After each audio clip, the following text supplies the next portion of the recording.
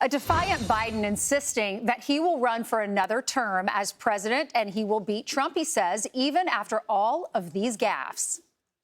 Who has as much courage as he has determination. Ladies and gentlemen, President Putin. I wouldn't have picked Vice President Trump to be vice president. Former White House Chief of Staff Reince Priebus joins us now. Hey, Reince. Hey, Ainsley. Hey, good morning. Good morning. What did you think of his performance yesterday? Well, you know, I think you said it about 15 minutes ago. I was going to say the same thing. You know, he's acting the same way today that he's always acted. The only difference is in that debate, you have to stand there for 90 minutes and basically wing it off the top of your head, and he can't do it. So that's the biggest problem he's got, is that 75% of Democrats over a year ago said that he was too old.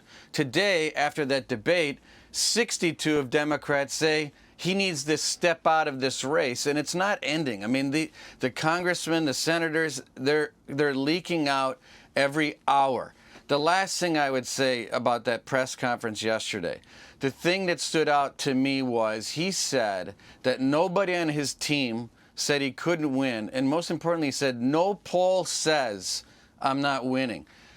Someone is not being honest with him, and he doesn't see what's happening across the map when you've got states expanding, polling getting worse, and 1 and 2 and 3 points in today's politics is like Mount Everest. His team is not honest with him. He said he was taking neurological tests. He's taking them every day. He's had his annual physicals every year, and he says the doctors say he's fine.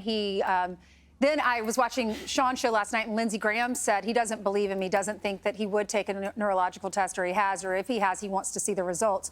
But he said he thinks if he took one, he would fail. What do you say? Well, I don't know, Ainsley. I'm not a doctor, but what I do know a lot about is politics, and I think what you're seeing is not a concern from the Democrats about Biden's health. What they're really concerned about is they see Donald Trump beating Joe Biden. They're in full-blown panic, and they're using the excuse that's been there all along. It's been there for years. We've been talking about it for years. They're using that as the basis to somehow improve their chances of beating Donald Trump, and that's what this is all about. Well, you're the host committee chair for the RNC. We're all going to Milwaukee next week. We're excited about that. What can we expect? And I'm sure you're talking to Donald Trump. How do you think he should navigate next week? And what happens at the RNC if Joe Biden does say I'm dropping out? Well, I don't think that's going to happen next week, but what we are seeing here is tremendous support. I'm the chair of the host committee for the convention, which means I'm one of the people that raised the money to put on the convention. We announced yesterday that we've raised over $85 million. That means that companies in Wisconsin, Milwaukee, throughout the entire country, they're supporting this convention. It's going to be incredible. Over 50,000 people that will be here. And on top of that, about 20,000 folks from the media will be highlighting this event. We've never seen anything like this before. The stage is magical. I'm sure Donald Trump is going to love it when he sees it. He'll be here next week, and we can't wait to welcome all of these people to Milwaukee and Wisconsin to show them what Wisconsin in summer is all about. And trust me, we're about 20 degrees cooler than you are in New York.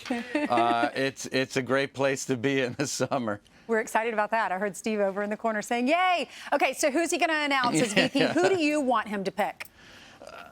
Oh, my gosh. I'm not going to get in the middle of it, Ainsley. Look, I mean, I went to law school with Marco Rubio, so, I mean, obviously Marco's a good friend of mine. Yeah. But look, I mean, everyone's talking about Burgum and Vance, and, you know, they all have their appeal. I mean, obviously, they're all very different. They all have their appeal. I could see how Donald Trump likes each of them in a different way. And who knows, you know, knowing Donald Trump, he could tomorrow say, you know what, I think I'm going to go with this person over here. I mean, he really will keep everybody guessing. The one thing I think I know about Donald Trump is he will use this moment to maximize the media and the publicity, and he'll get it done, and he'll get everyone excited. Hard to believe it's here. We're excited. I'm sure we'll see you there next week. Thank you so much, Reince. I'm Steve Ducey. I'm Brian Kilmeade. And I'm Ainsley Earhardt. And click here to subscribe to the Fox News YouTube page to catch our hottest interviews and most compelling analysis.